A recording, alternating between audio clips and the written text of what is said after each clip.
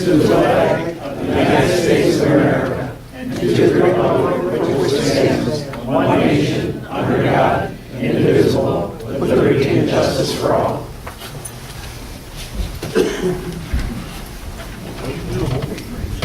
Okay, welcome everybody. This makes it warm day.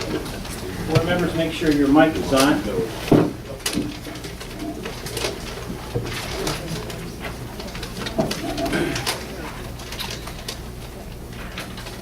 Okay. Roll call tonight, everyone is present. Agenda's before you. Any additions or deletions? Okay, agenda stands. We're down to public comment. Anybody? I guess I'll go first. Okay.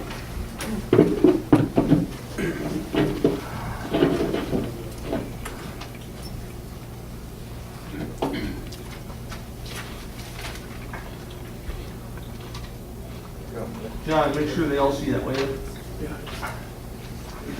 All right, here to talk about Kalo again.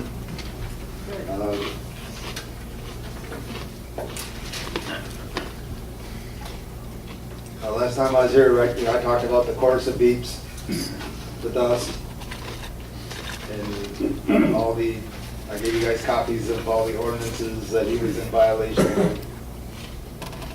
And as a governing body of Salem Township, it's all of your guys' responsibility to enforce these ordinances.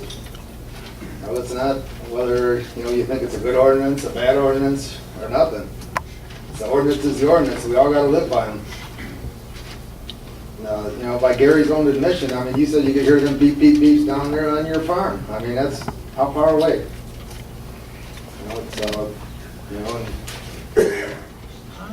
You've asked me many times, Gary, what do I see as a solution? I think I told you last time, it's not up to us to come up with a solution. That's not our job. We don't care what the solution is. That's for Kalo to fix. You see that road there, that's $100,000 we spent. You get 2 or 3 trucks that come by there, or 2 or 3 cars that come by, you can't, from Kalo's driveway to 6 Mile, you can't see 6 Mile. And all that dust that he's dragging out there, it comes from right in front of them rock crushers. So what do you think it is? It's silica dust. Yeah, he may pass a test here and there or whatever, but I guarantee you stand in the middle of that road and do a test, there's no way he's going to pass it. And all that stuff goes in there. Everybody's breathing it down there. It's a health hazard. We got ordinances for that. He's not allowed to have that dust leave his property. He's not allowed to have that dirt leave his property. We said, hey, let's pave the road, and that way we know where it's coming from. Well, now we know. There's no question. There it is. You can see it comes right out of his driveway and goes like that. It's not no big mystery. And, last time I was here, I pleaded with you guys, let's do something about it. Has there been any discussion on it? Has anything been done at all? Anybody? We spent $100,000, threw it out there, and didn't even go to Kalo and say, hey, you brought it up. Let's go to Kalo and ask them, pay for some of that road. Township just said, we'll pay for it. I don't know. I don't know what it is. And I'd like to ask you, Bob, at the last meeting, you said you went over there and took decibel readings. What did you use for that? This right here? Is that certified? Yes. By who? Hey, Leonard, just. I don't want to talk. Okay. All right. And the other thing is how far from that school property is doesn't even abut Kalo. How many feet from Kalo's property is that? Probably about a quarter mile. That's it. Please do something about it. It's your guys' job. We got ordinances. We got ordinances for dust. We got ordinances for noise. Okay. Do you see anything happening? Anybody? Okay. You're talking to deaf ears. No deal? Yeah, after the last meeting, I went over to Leonard's house, and I believe it was probably about 8:45, Leonard, in the evening, after the meeting. As we sat in his front yard, He says, listen to that, and there you go. The tailgates in those trucks were going crazy over at Kalo's. I know they. That was on a Tuesday night now, guys, after the meeting. Kalo was supposed Yeah. to have those lifts, And I was- those rock lifts on every one of his trucks by June 1st, 2017. He Yeah. hasn't done that. He's been in here for 3 times telling you guys about this, and all 3 times he's talked to deaf ears. You guys ain't done a damn thing. John Daniels, I thought you were a hell of a guy, but you haven't done a damn thing about this, have you? None of you guys have. You sit up there every week, play the dumb act, but you won't do nothing about it. Okay. Gary, what kind of a deal did you make with Kalo not to do nothing about it? Okay. Anybody else, public comment? Well, I think it's taking Mr. Horton's advice that those who live in glass houses shouldn't throw stones. Yeah. It's true though, you're talking to deaf ears. Good evening, everyone. How you doing? My name's Bob Walls. I'm the general manager of the landfill down the road here. I think most of you people know me. I just want to give you guys an update. It's been a while since I spoke at one of the meetings here and let you know what's been going on this summer. We've had a lot of activity out there, a lot of things going on. Back in March, we had a public comment period for a new permit for a 5,000 SCM flare. That flare is now put up. It's 73, 75 feet tall. So the permit for that's completed. The biggest thing is we've been talking for about, a year now about this 24-inch header that we're putting in the landfill to capture more gas. This header goes down 6 miles to the west and to the south, under the tracks, into a compressor building which feeds into the gas plant. Good news is the header's been turned on and we've had remarkable success with this new header. Dale will be tickled pink. More money for the township.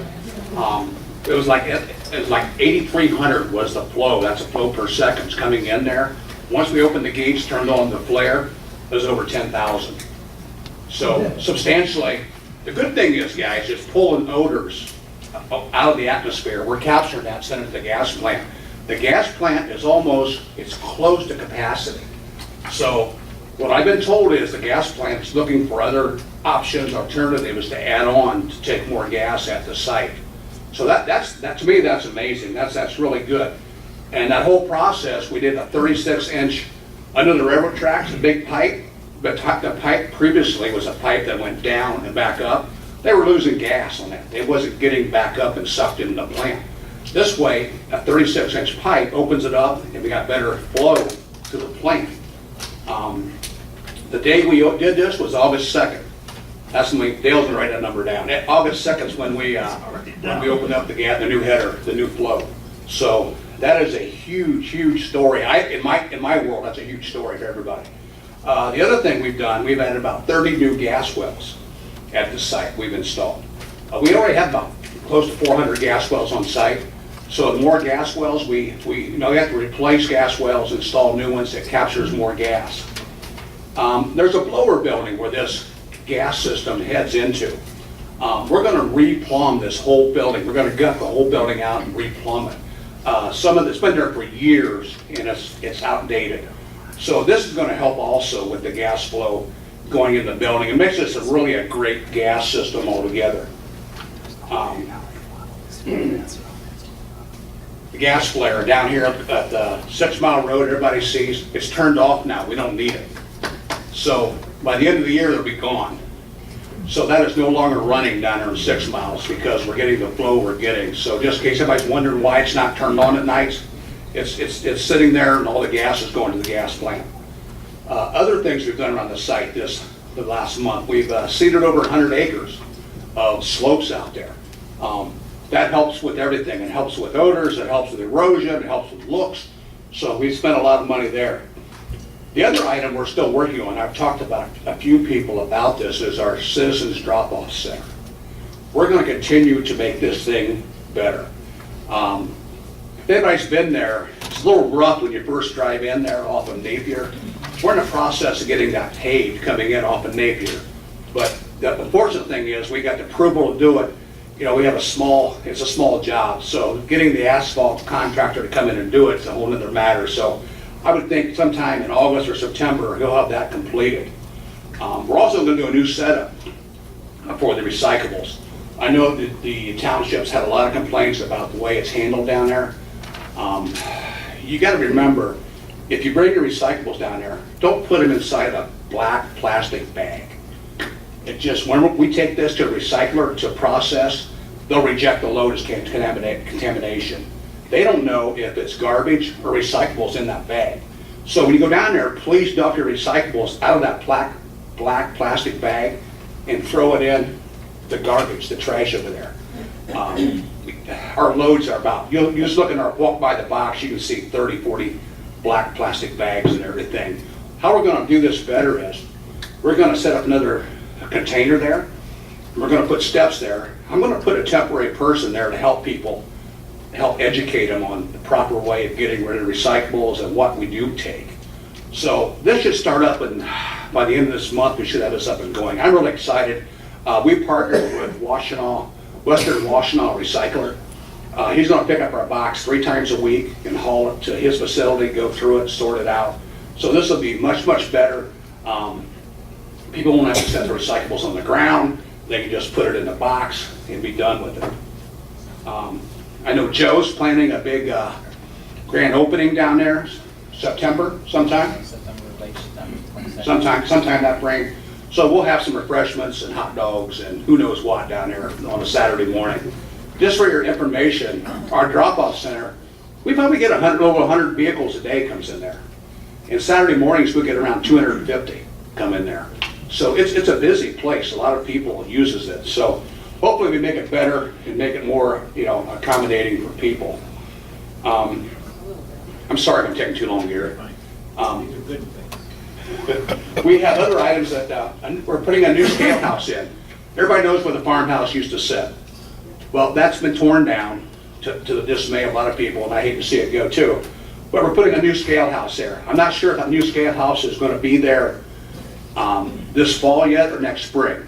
There'll be a new scale house there. The new road to that scale house, you see the berm along 6 Mile Road right off of Napier?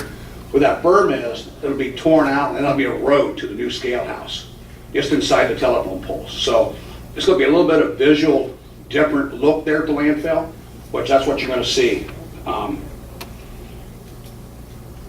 Somebody asked how many years of life. I heard somebody mention out there.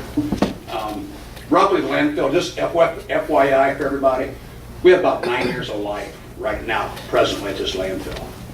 So that's without an expansion. So at the present rate we're taking trash, we're right around that 9-year period. Just FYI for everybody's information. We have a new cell sitting there. If you go past 6 Mile Road and look off, compare which way you're going. Look where where the old farmhouse used to be. There's a 10-acre cell to put trash in. We're hoping to have the new approval by the end of this month, and we're waiting for the state to approve it. It's we give them a binder about this thick, and it has everything you can think of in there by a third-party engineer to make sure it's properly been built and everything's fine on it. So we're hoping to have that by the end of August, and then we'll be putting trash in that cell. Just to give you an update, the MRF, we had the fire back in 2016. Took forever to get the insurance adjusters to buy off on the what's going on with the thing, because we leased it out to a third party. But we're presently looking for new people to put in that building, and I'm not sure what it's going to be yet, but it's going to be something dealing with our business. So that's just a quick update what's going on. I'm sorry I haven't said much to you guys here at the meetings, but if you got any questions, I'd be more than happy to answer. I'd just like to make the comment, this is more for the audience than you, but when we had our audit, the auditor came back in. Can you write a letter of justification why your income is down $200,000 this year over last year? And I says it's pretty easy. I call it the Bunsen burner, you call it the candle, but that was the flare down there, and every time I drove by it was like, goodbye. So to hear good news, that is fantastic news for the township. That's great. I mean, that's more money to you guys. I told Dale before, when the volume of gas, that your check was down, that was the first source of, hey, we have problems down there with our gas system. So we spent a lot of money doing a lot of things, so hopefully we're on the right track. Okay, quick question. What's the estimated lifespan of the gas? Say once the Once we close, maybe close the doors? Yeah, for 9 years. Yeah, roughly you have 30 years of gas still coming. It doesn't, when we close the doors someday, if they close the doors someday, the gas doesn't go away. It's a curve like this, and it goes out to about 29, 30 years, then it starts going down. So, it'll be there. Thanks, Bob. All right, thank you. Thank you. Yes, Bob.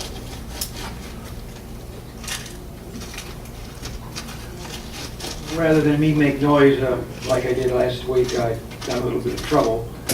I'm going to donate this to Gary so that he gets a true reading of decibels when the noise supposedly is too loud.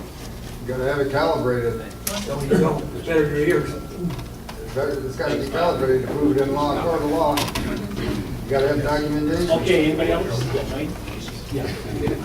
Regarding the gentleman's comments from the landfill, it sounds like there's some issues with the recyclable plastic bag. Maybe you ought to mention that in the messenger possibly, and maybe get out to more residents. And I'm also, somebody else need to speak? And I also understand that we're all going to be receiving a new landfill pass. Is that correct at some time? Everybody did. Well, that's, okay, everybody got that. Was that information disseminated in, when that pass was distributed? Yeah. About how to put it in all your recyclables? No, not the, I don't know the recyclables. It was on the card on the back. Maybe put it in the messenger possibly. It sounds like a pretty important issue. In regard to the Kalo trucking, I think the residents have been more than patient. I've been hearing similar complaints for years going on in the township. I recall a resident coming to a meeting and even saying that he would pay out of pocket for his own independent air quality test, and he was ignored by this board. Ignoring this problem isn't going to go away. And a reminder, you know, it's your number one responsibility to protect the health, safety, and welfare of the residents. There has to be a solution to this problem. It's your job to find it. And if you can't find it, I suggest you resign, because this is an important issue to our community. I'd like to make one suggestion. I think Mr. Wolsey was on the board when Mr. Kettle got his permit when he first came in here. Mr. Heil's group was the one that actually gave him permission to come here. For a truck terminal, not a rock crusher. If I could speak to that issue, I was on... We're not going to have a debate, so just one at a time. I'll speak to that issue, I absolutely will. As a matter of fact, I was on the planning commission, and the planning commission approval, that site plan. And for your information, I was the only planning commission member that said no to the Kalo operation.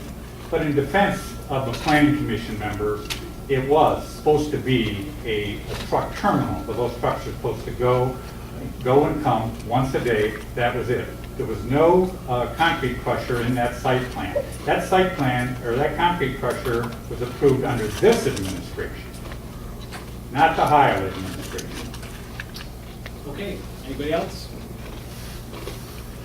Okay, if not, down to the consent agenda, Mr. Lindsay.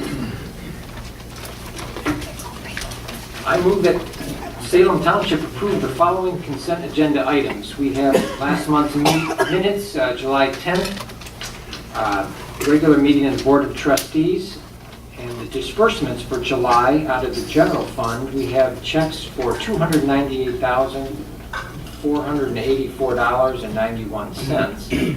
That's checks 27,665 through 27,723. We had payroll of $51,836.70, pay-core of $205.39. Out of the sewer fund, we had checks of $75.05.94. That's checks 2,045.46. We had escrow fund checks of $7,277.50. That's checks 1760 through 1765.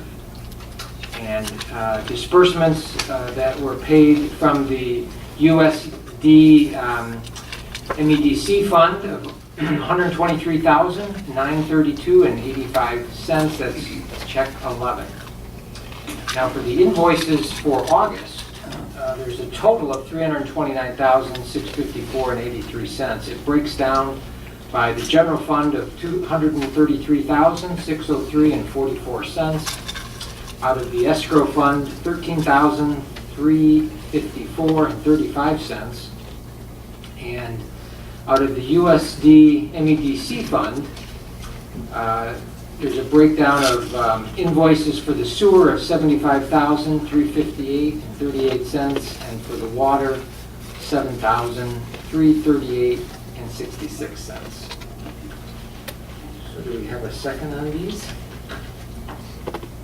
I'll second. Okay, any other comments on the consent agenda? Okay, all those in favor say aye. Aye. Any opposed?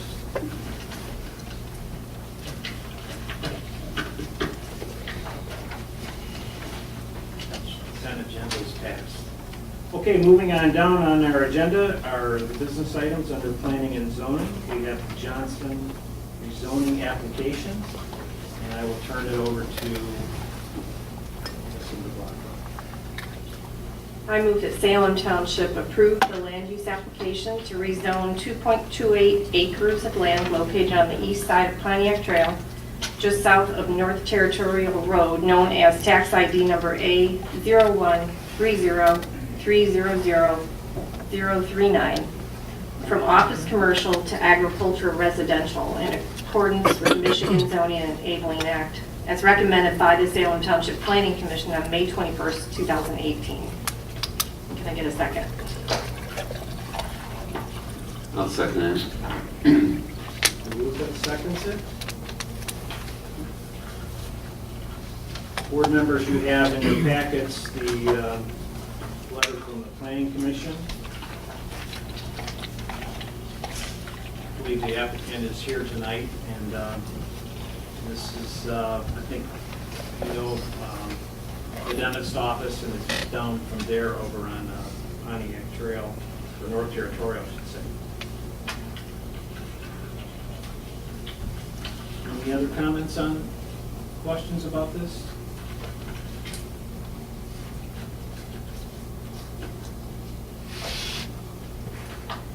Okay, we'll call for the vote. All those in favor say aye. Aye. Any opposed? Motion's passed.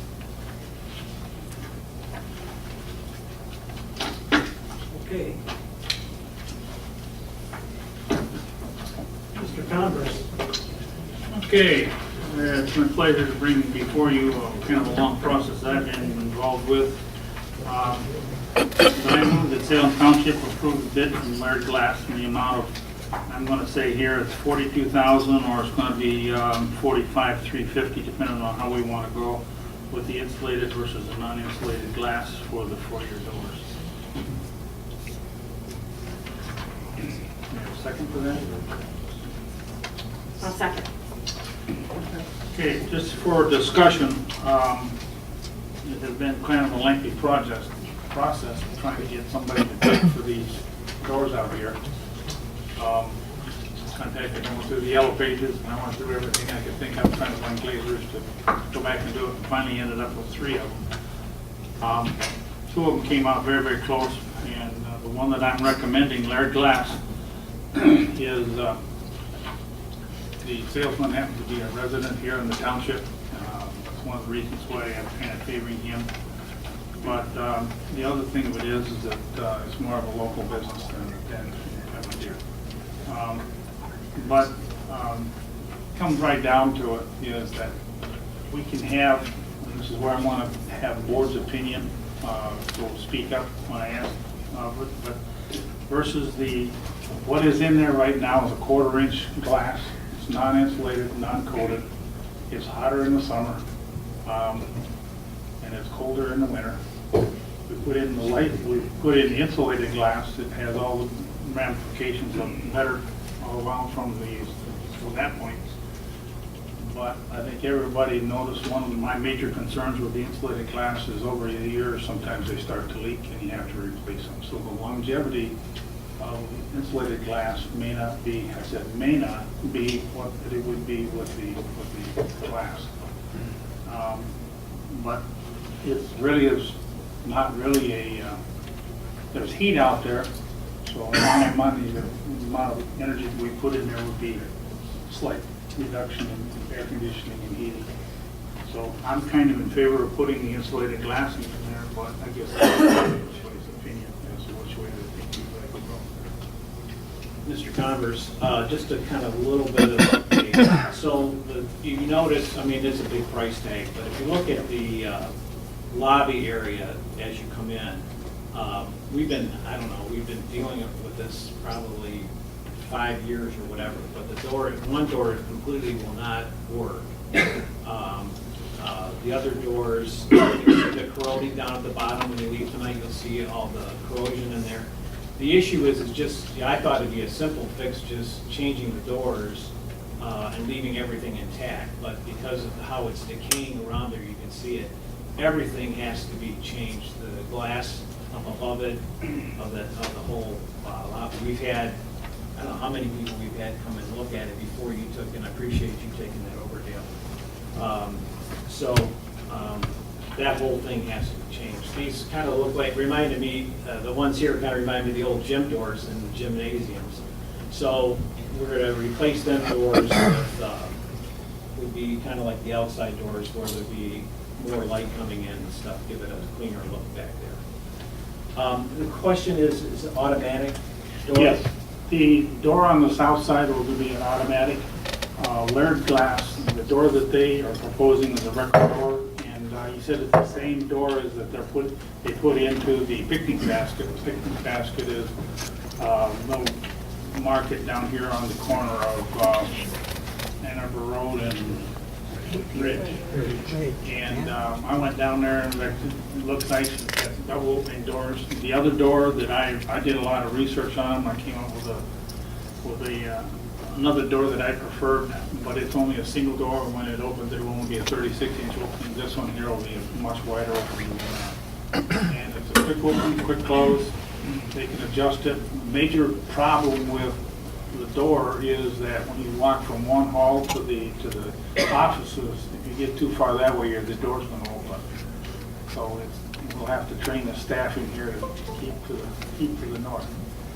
But other than that, it should be more inviting to people to come in, feel more welcome here.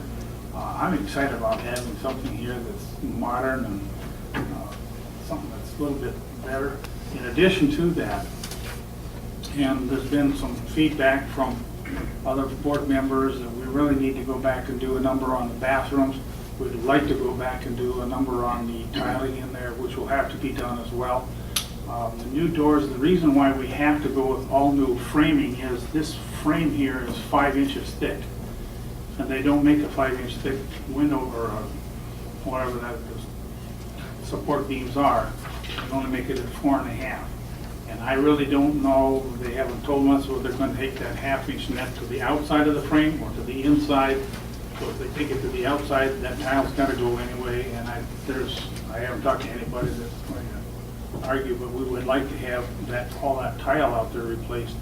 At the same time, we'd like to go back in and do a number on those restrooms. And so we thought what we would do is later on, because once we get the timing and all the other stuff that comes up here, is that we can go back and do another project to update the bathrooms as well as the tile on the floor. The other thing that I would like to add to this is a timing standpoint. I did contact Laird and I did contact Crystal, and they both came back with basically the same timing. Once they get the submittal, it's about a 2-week process after we go in and sign it and get it going, and they can start on the north wall and the 2 doors coming in and out of the office in here, but there's an 8-week time frame ordering the door in for the slider. So that's going to be down the line, but they can come back in and they can piecemeal the job and do part of the job here, and then they can go back as soon as the door comes back in. They can come back in and do it. The other thing it is for construction time, by doing it that way, you can have everybody and just have to come and walk around. They'll have sidewalks, and they'll have to walk around the building and use the manual doors rather than using the automatic door when that is done. There's a third project that I really want to do too, and Gary and I have talked about it, is they concrete out, especially outside of the north door, heaves in the wintertime and settles in the summertime. It's a trip hazard. That's, it's not good for us legally. We would like to get rid of that as well. We would like to go back in and put brick pavers on both entrances coming back in from the main lot as well as going out to the other. So we don't get into this heating and moving, because they've been leveled over the years. They've tried to repair it, and it just doesn't work. And it's basically, we could be hit with a liability if someone was to do some damage on. In the wintertime, it'll raise up almost 1.5 inches. So that's kind of the future, but this has to be done before we can do any of the other projects. Okay, thank you, Dale. Anybody else, any questions on this? I would like to know what people think about the insulated glass. That's what. I would go with that option. Okay. Anybody else? Based on your initial comment, Mr. Congress, I think we should just go with the regular class. Anybody else? Is the windows going to be tinted at all, or are they? Okay, with the insulator, there'd be a slight tint to them, but you can't see them.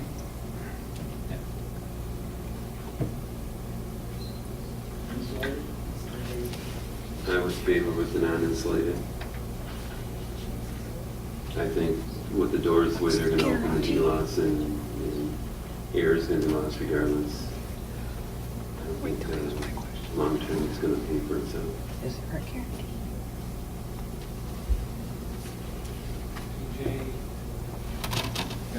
Yep. You're for the installation? All right. Dale? Dale? I originally went with a 1/4 inch glass because I didn't like the durability aspect of it, so I'm good either way. I go, let's go with 1/4 inch. 1/4 inch? Yeah. Where's that on here? On your motion here, I have to apologize because when layered glass was kind of a tough one to get the bids out of. They gave me a verbal over the phone of $39,600. The problem is when I actually got back today and went through their contract, they did not include the doors going in and out of the meeting hall and the office. And that put another $2,400 on it for those 2 doors. So that brings their bid up to $42,000 versus the Christmas $42,95. So I'm going to say that for the bid amount would be $39,600. So which one are we going with? The layered glass. Oh no, it said 39. I was reading here. It's 42. 42,000. 42,350? It would be 42,000. 42,000. Let's see something. Okay. Instead of spending $45,000 now, then coming around and doing another little project here and a little project there, why don't you just do it all at once? And get it over with. Hold off until spring, fix your cement, add your bathrooms all in one bundle, instead of wasting that money. You don't know if those glass doors are gonna affect your other projects. So do it all at one time. I mean, and that makes more sense than what you guys wanna do.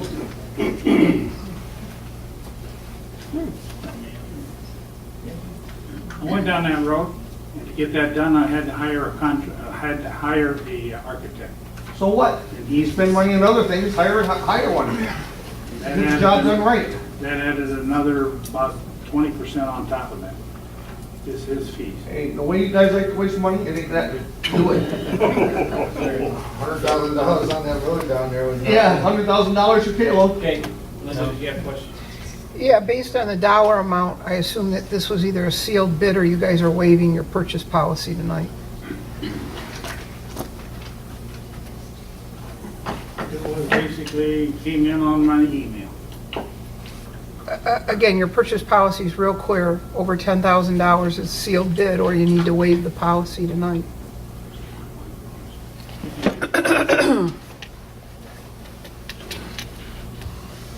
Okay. Yeah, what were the prices for the other companies?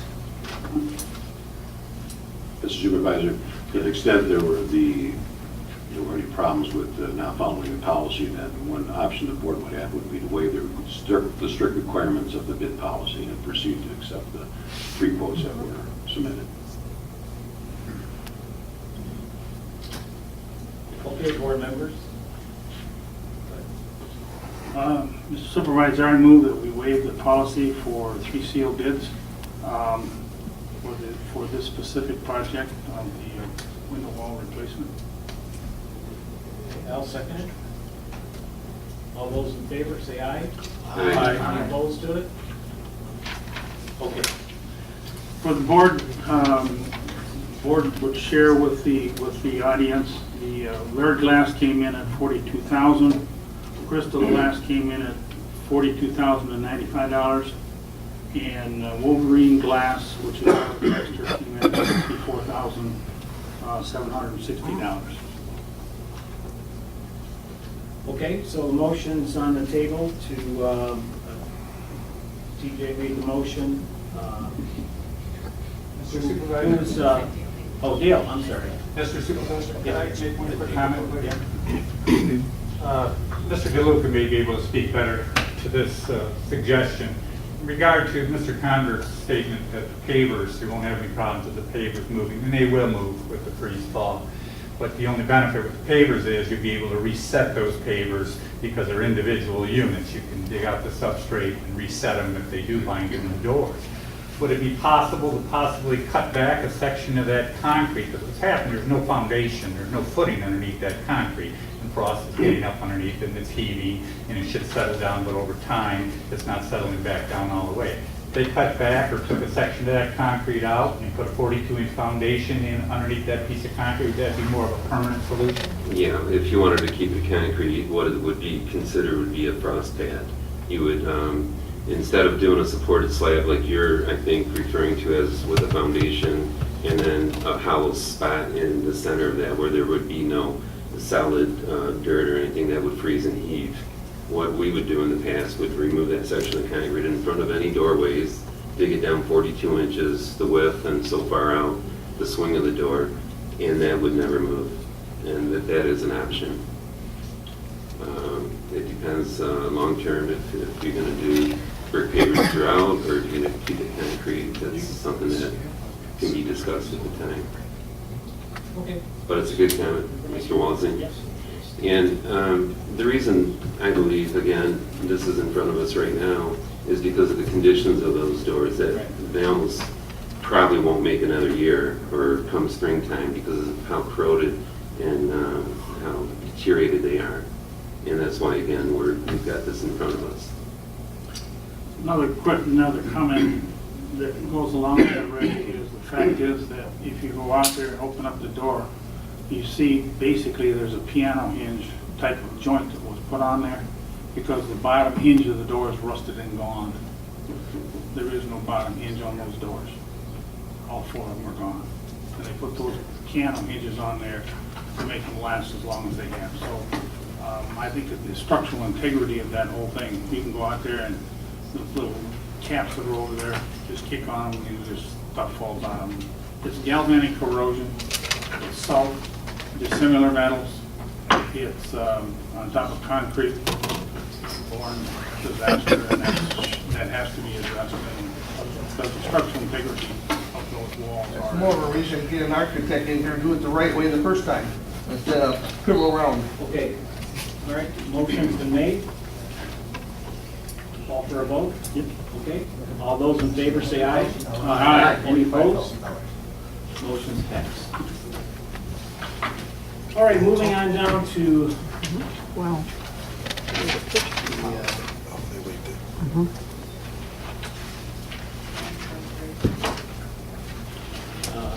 to a appointment to the Land Preservation Conservation Board. I move that Salem Township approve the following appointment to the Salem Township Land Preservation Conservation Board for a term beginning 7/31/2018 and ending August 1st, 2020.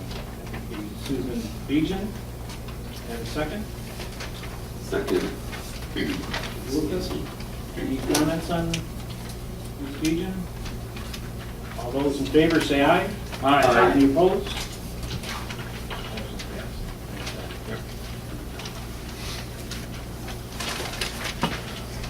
Okay, down to reports. Chief Rockwell. Thank you, Mr. Supervisor. In the month of July, we had 38 calls. Nothing super significant, anyway, car fires that we accidents on the freeway.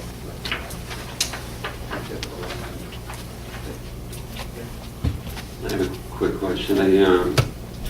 On Curtis Road, just north of Joy Road on the east side, I seen somebody found the partial swamp pond over there. Yeah. What was any?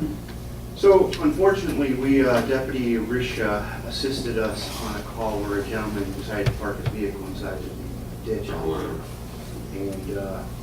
And initial appearance, it was kind of like it's where that starts, the S curves over there. Initial appearance is like, hey, can you help us get me out of the ditch? Well, he's pretty far in there, if you're aware, once you get into that mud, it takes pretty good hefty pull to get out of there. So we didn't want to risk it with our vehicle, so we called the deputy. Turned out he was the Oh, so that corresponds with the report from the sheriff. There was a drunk on Curtis Road. Okay. All right. Thank you. And the other thing I think we mentioned last month is the just being aware of some of the thefts that have been going on in the township. Usually here lately it's been in the middle of the morning, say 1 or 2 in the morning. And they've been targeting a lot of sheds and stuff that's unlocked. I mean, one vehicle was taken off on Joy Road, but the keys were left in the car. So that's not good. So just, we need to be conscious of the fact that this is going on, to keep stuff locked up, just to, and then watch out for each other. So they submitted their report, we have that. So now we're down to board discussion. One of our residents asked last month to bring up the Ojo case versus Salem Township. Mr. Plato, hope you had a good vacation. I did. He went to Alaska, so the township must be paying him too much. It's cooler there than it is here. So if you'd like to... Certainly. Thank you, Mr. Supervisor. Well, as the board knows, in the Ojo lawsuit, we had filed a motion to dismiss the remaining claims many, many months ago. And I've been waiting for the court to issue an opinion. And I guess I've now realized that if you want the court to do something, then you schedule a vacation, because, of course, just a couple of days before my vacation is when the opinion came down. So didn't have any time at that time to react to it, nor could I report to the board at the last meeting. So it's a little long and complicated, so I hope the board will bear with me as I go through this.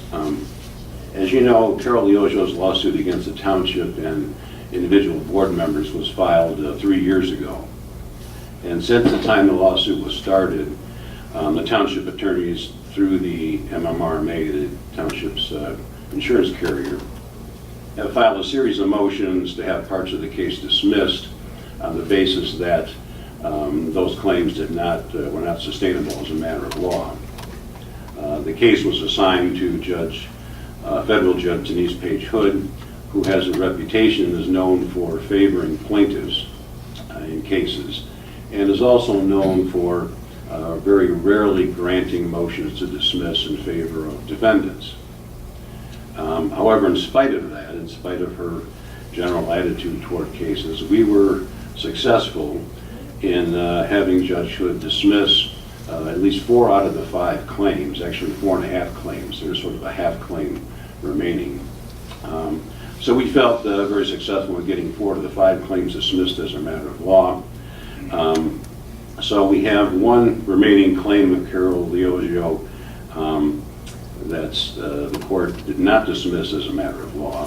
So the township attorneys, again through the Michigan Municipal Risk Management Authority, is going to appeal those to the U.S., or that one claim to the U.S. Court of Appeals, on the basis that it also should have been dismissed as a matter of law. When it goes to the U.S. Court of Appeals, it will be reviewed by a 3-judge panel, not just one judge. And of course, in the Court of Appeals, there's always a chance you can get a liberal panel, or there's a chance you can get a more conservative panel. So we'll have to see who the case is assigned to. We don't know that until after the case is scheduled for oral argument. It will probably be on appeal for at least a year before we get a decision out of the U.S. Court of Appeals. With regard to the last remaining claim that the appeal is going to be taken, as the board will recall, the defendants in the case, the Township and Supervisor Whitaker, filed a motion a year ago requesting the court to dismiss those claims as a matter of law. Now, when the court decides a dismissal of a case as a matter of law, if there's any factual dispute between the parties, the judge then will say they can't dismiss it as a matter of law, and the judge will allow it to go to a jury for decide. So if you file to have a case or a claim dismissed as a matter of law, and the judge denies the motion, it doesn't mean that the claim necessarily has any merit. It just means that there's some factual issue that the judge would rather have a jury decide at trial rather than the judge deciding an issue as a matter of law. So that's what happened in this case. Judge Hood believed that there were factual issues disputed between the parties on this last remaining claim. And the reason she felt, and she stated in her opinion, the reason she felt that there was a factual dispute between the parties was based on two affidavits that had been filed in the case in support of Carol Leogio's claims. One of those affidavits was filed by Robert Heil, former supervisor of the Township, and the other affidavit was filed by O'Neill Muirhead. Both of these affidavits were filed right at the very beginning of the case, actually were filed with the complaint that was filed against the Township and the board members. The affidavits were based on conversations that Mr. Heil and Mr. Muirhead claimed they had with Supervisor Whitaker after Mr. Whitaker defeated Mr. Heil in the primary election, but before Mr. Whitaker took office. So specifically, Judge Hood pointed out in her written opinion, which is quite lengthy when she denied our motion, she said that she noted that Mr. Heil had claimed in his sworn affidavit that he met with Mr. Whitaker after the primary election in August 2012, and that Mr. Whitaker had asked him, Mr. Heil, to terminate Carol Leogio before Mr. Whitaker took office. Judge Hood noted in her opinion, however, that subsequently, during the pendency of the lawsuit, when Mr. Heil testified under oath at his deposition while being questioned by the Township attorneys, Mr. Heil denied that Mr. Whitaker ever asked him to do that, ever asked him to terminate Carol Leogio. Therefore, Mr. Heil's testimony in his affidavit was directly contradicted by his own testimony at Mr. Heil's deposition. Judge Hood also noted in her opinion that Mr. Muirhead in his affidavit stated that before Gary Whitaker took office, Mr. Muirhead had asked him to retain the services of the Township attorney, namely me, and Carol Leogio as a Township employee. Mr. Muirhead claimed in his affidavit that Mr. Whitaker told him he was not going to fire Carol Leogio, but that he was going to force her to quit. However, as the court also noted in its opinion, that when Mr. Muirhead testified subsequently under oath in his deposition, he testified that he could not recall what Mr. Whitaker had told him when they spoke, and that what he stated in his affidavit was his own interpretation of what Mr. Whitaker had stated. But therefore, the problem was the court pointed out that based on the Mr. Heil and Mr. Muirhead's affidavits, in spite of their being inconsistent testimony, that Judge Hood believed that there were factual issues that she could not decide as a matter of law, and therefore she felt she had to deny the Township and the supervisor's motion requesting that the case be dismissed as a matter of law. However, with regard to Mr. Heil and Mr. Muirhead's affidavits, Judge Hood specifically found that although their testimony was inconsistent between their affidavit and their actual deposition testimony, she did not feel that made their affidavits inadmissible, but it would be for the jury to decide and make a determination as to the credibility of Mr. Heil and Mr. O'Neill and whether they would be believed at the time of trial. So we're now at the stage where we have filed the appeal. One of several issues that's being appealed in the case regarding the one last remaining claim of Carl Liogio is that because Mr. Heil and Mr. O'Neill testified in their depositions inconsistently with what they testified in their affidavits, that the affidavits should be deemed inadmissible in the case, and therefore the affidavits cannot be used to support the last remaining claim in the case.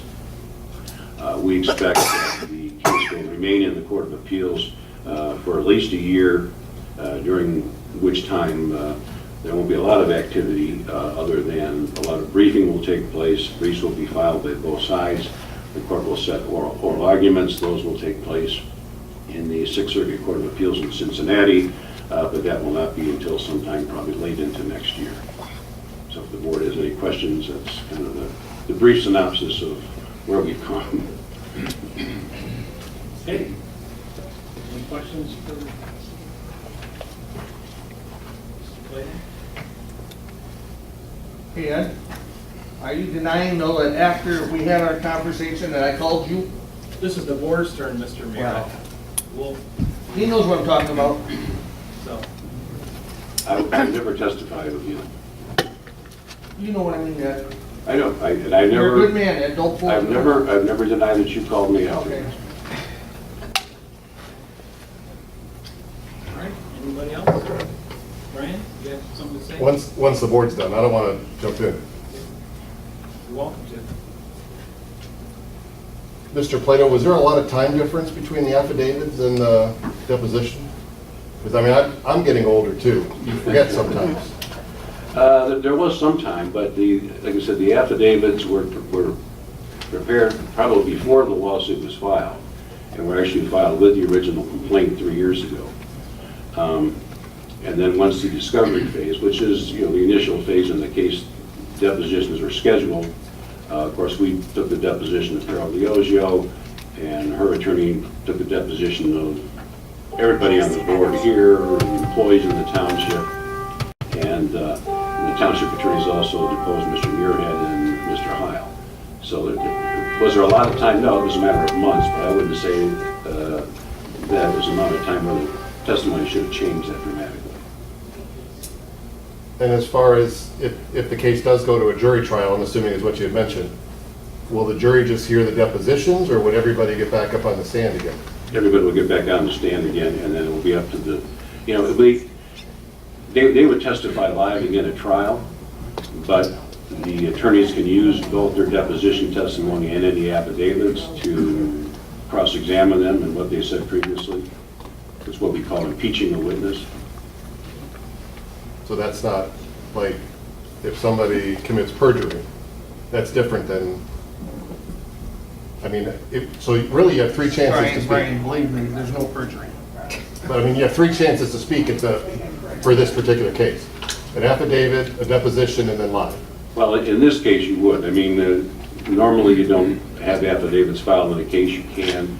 Usually it would just be the deposition testimony of the witnesses and the trial testimony. In this case, for those two particular witnesses, you'd have, correct, three different testimonies: the affidavit, the deposition, and the trial testimony.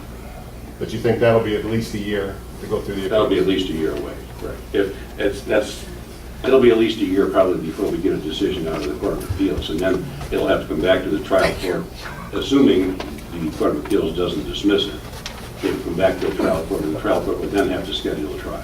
Which could be another year or It could be another 2 years. Okay. So we'll have a brand new board in here by then. Good luck. Just kidding, Mr. Superintendent. All right, board members, some other questions? Okay, down to any general other township updates? Mr. Supervisor, if I could make an inquiry regarding the comments of Leonard regarding this picture that he submitted to us for our review. If I could find out what time of day was that picture taken? Was that at like the end of the workday? Mid-afternoon. Mid-afternoon. I was coming back from physical therapy, so it was about 2 o'clock. Mr. Supervisor, have we received any comments or phone calls into the office regarding the status of the road once it was paved, and whether or not it's diminished the dust issues that the neighbors and the nearby businesses were encountering? And have we seen any reports of dirt coming out on the roadway and even onto 6 Mile since that section of Chubb has been paved? There has been, we haven't had phone calls, complaints. We've actually had some people say that it's a lot better. It's not perfect, but there's another gentleman that was here a few months ago that lives on Highland Trail, Jay Fuel, I think his name was. I think the landfill knows the gentleman too, that complains about dust down there. And he called to say, hey, that's a big improvement.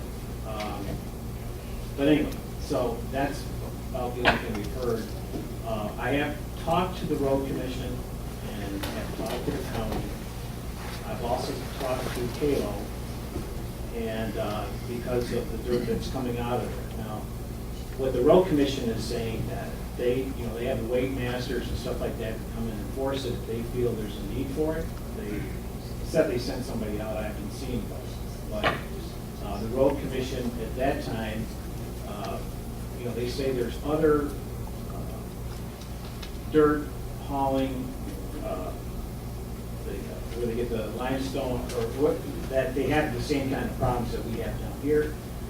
But the companies have street sweepers, they have a way to clean it up, and as long as they're cleaning it up, they don't really have an issue with it, according to the road commission. But I think moving forward is that we talk about wheel washers that needs to be in the yard, why it's springing out, and they have to figure out how to remove it. Has there been any commitment by Mr. Kalo to embark on any of those? Not as yet, but again, it's, we're waiting to see what comes in from the road commission, what they're saying, because it's their roads, and they're well aware of it. And we had talked about this even before we've done it, that even when the project gets done, that the whole Chubb Road is done, it's got to be addressed. So there are times, and I've seen it, I think you've seen it, where most of it's down there, not so much on 6 Mile anymore, but, it's better than it was. Well, even though it might be a step in the right direction, I think we should do our utmost to encourage that business owner, as well as solicit the support of our friends from Advanced Disposal for any assistance they can provide in helping keep 6 Mile clean, and obviously the Chubb Road section for Mr. Kalo. We need to continue to strive to make continuous improvement in this regard, and I trust you'll do your utmost, Mr. Supervisor, in helping facilitate that. We've had the conversations. Can I comment on The that? other issue, go ahead, if we still talking about that. Right, yeah. I'd like to speak to it. For those of you who don't know who I am, I own All American Storage on 6 Mile. So I'm as close to Kalo's operation as anyone. So I'm not here to defend Mr. Kalo in any way. I'll just tell you what I see. Since that road has been paved, the dust is down substantially. Twice a day, the water truck goes out, washes down the road, and the street sweeper goes out after. Right. So it has made a significant difference. If I can comment on that? Where I'm seeing, you mind if I finish Go ahead. talking? I'm sorry. Leonard, you talking enough Go ahead. on your own already? Go ahead, I said. I see more dust now at the moment farther down the road where it isn't paved. And as far as what it costs the township to pave that, I think that's really inconsequential, because that road should have been paved 30 years ago and still should be paved even if Mr. Kalo's there or not. You can't go to a community in this state in an industrial park where the road isn't paved. And that's why it needs to get paved. The plans are in, just to give you an update, it is, fact, Ed and Jerry Fisher are the attorney to figure out how to finance this. We've met with the road commission. The engineering has been done. Cost, it looks like it's going to be about $3.8 million. And so our next step is to figure out how to finance it. We talked to some of the owners already, property owners, and talked to our friends at the landfill too. And so anyway, but it should be done, and it's got to be done. So it's slated already at the road commission to get paved on April of this next year. So. And the other thing is I don't know if the cost of that was $75,000. I think it's a little higher.